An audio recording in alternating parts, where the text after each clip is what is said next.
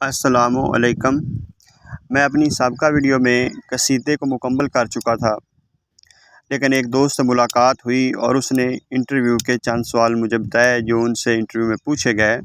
وہ قصیدے کے متعلق تھے، تو ان کو آپ تک پہنچانا میں اپنا فرض سمجھتا ہوں، اس لیے یہ ویڈیو آج آپ کے لیے پیش کر رہا ہوں۔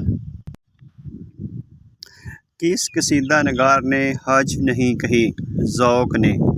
ذوق کو خاقانی ہند کا لقب کس نے دیا؟ بہادر شاہ ظفر نے۔ غالب نے کتنے قصیدے لکھے؟ 4۔ کس نے کہا کہ غالب کے قصیدے اردو شاعری کا سرمایہ ناز ہیں؟ عبدالسلام ندوی نے۔